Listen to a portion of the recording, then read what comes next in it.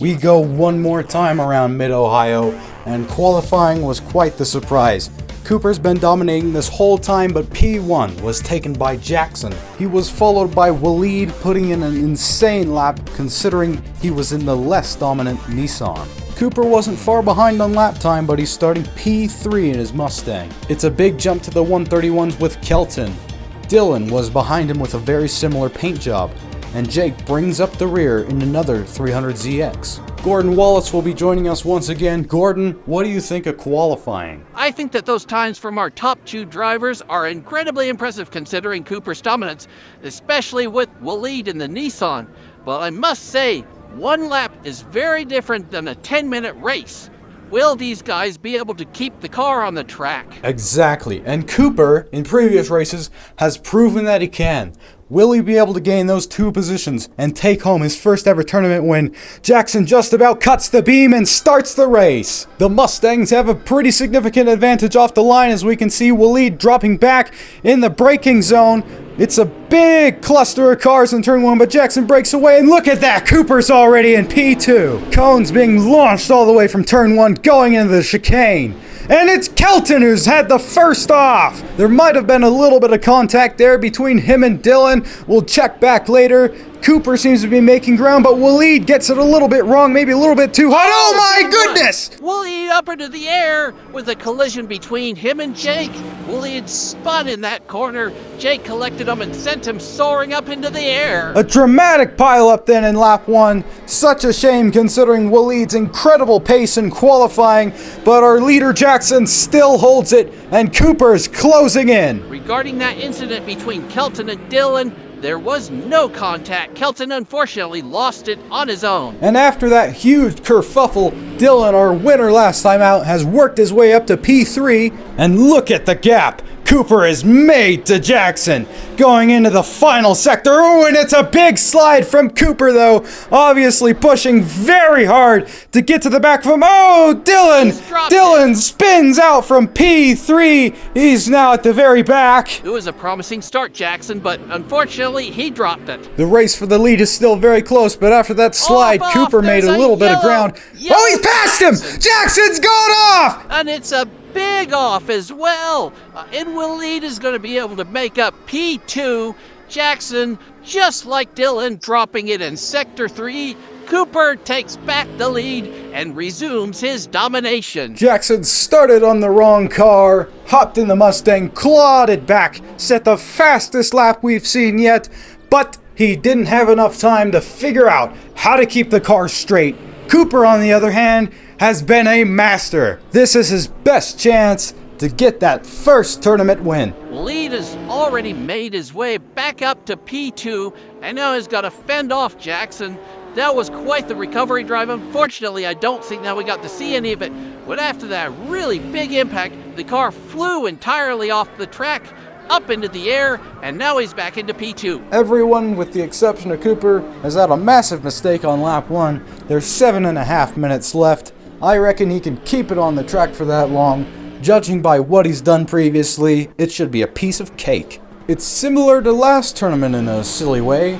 Jackson sets himself up with a good chance at a win, but throws it away, spins himself out, and after all that, locks in with Waleed for an exciting battle for P2. That is quite similar, but there's one difference. Last time out, it was Dylan leading. Now it's Cooper who's got the best chance at the win. I believe Cooper's first tournament was the one that we did right before we started making these highlight videos. It was front-wheel drive touring cars at Brands Hatch, and straight out of the box, Cooper was the fastest guy. Jason Paulson was joining us from West Virginia, and even he was being beaten by Cooper, until in the final, Jackson switched cars and just barely beat him by the skin of his teeth. I doubt this will be the same situation though. Cooper has broken away entirely, and in that TCR tournament, those guys were door to door the whole time. This battle for P2 seems to be looking a little bit different as well. Last time out, Jackson had very similar pace to Waleed, but now it looks like he's got a much larger margin. Yeah, that gap is shrinking, but Waleed has some incredible defensive driving up his sleeve, so it'll take a couple laps to get around him, I'm sure. Oh, I don't doubt it.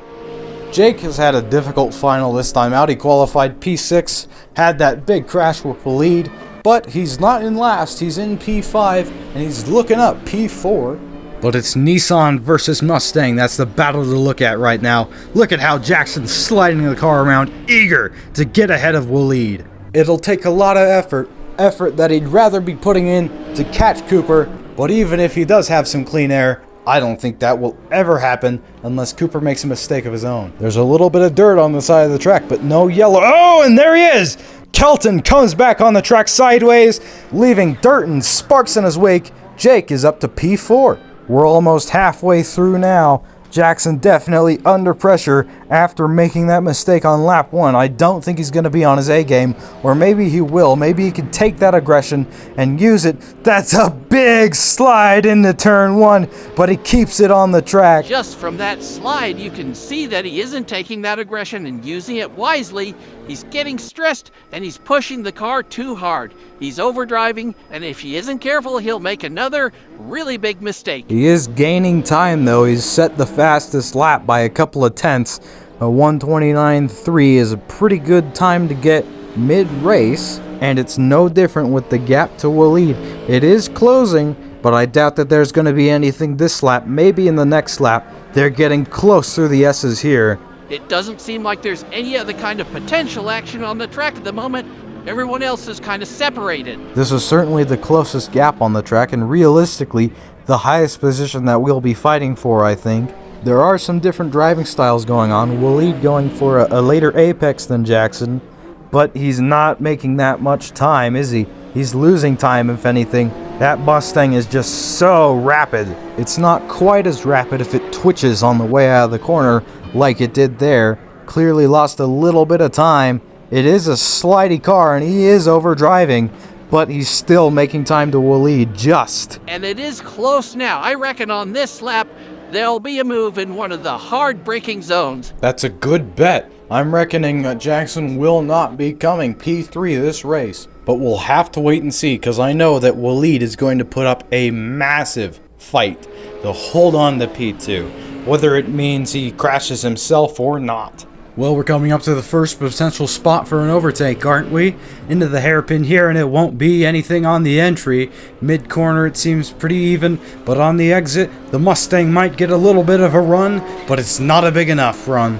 He's going to be stuck behind the Nissan, but if he can stay in the slipstream, he might be able to keep that gap even. No, he's closing the gap, and closing it rapidly. Waleed closes the door to the inside. Jackson shuffles to the outside. It might be an up and under from him. Yes, it will. Waleed brakes too late and gives that opening to Jackson. But there's contact on the entry. Contact all the way through the corner as Waleed shoves Jackson wide. But it won't be enough to keep him behind. Jackson then up to P2. But Waleed has a twitch.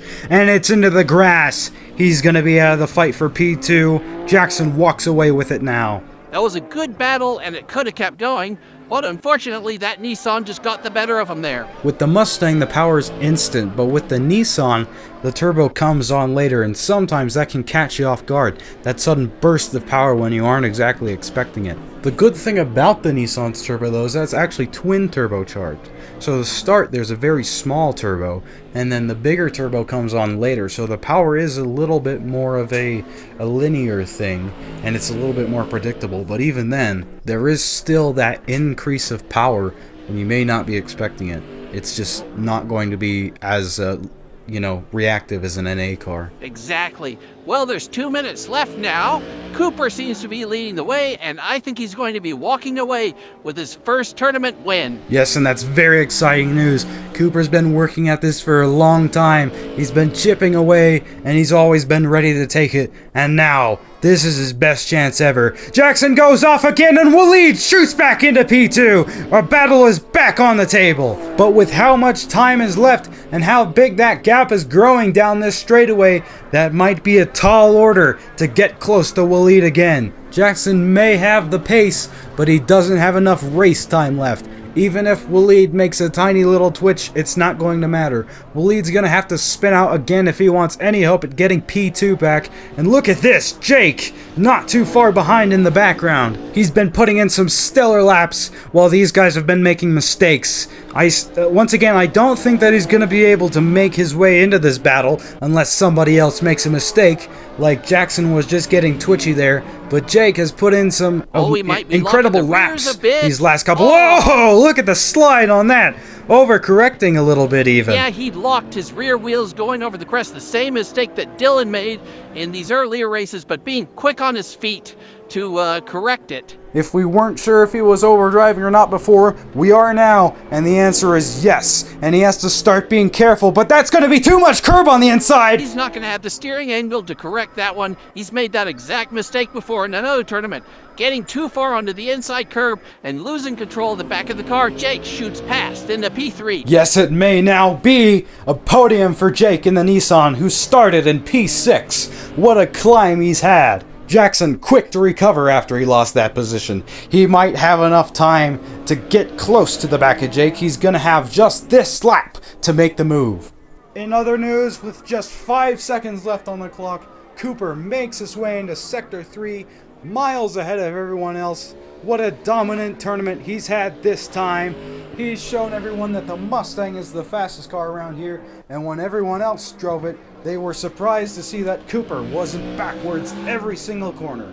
He has mastered this car, he has mastered this track, and he's come on top of everyone else. We go back to our battle for P3 for a moment. Jake's still leading the way, but it's not going to matter for Cooper. He's making his way into the penultimate corner now. Just a little bit of understeer, tap of the brakes, onto the final corner, and Jake's gone off into P4. Jackson takes P3, but it won't matter because Cooper cuts the beam, and the race win is now his. After many tournaments, many finals, many podiums, and many fastest laps, he finally takes home his first ever win. Undoubtedly, the first of many.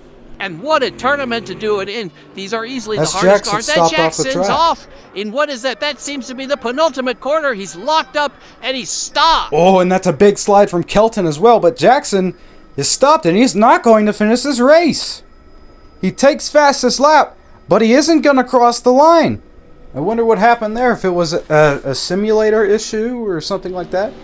But highlight for this tournament, Cooper takes home his first of many, and a very deserving win in probably the hardest cars we've ever driven around here.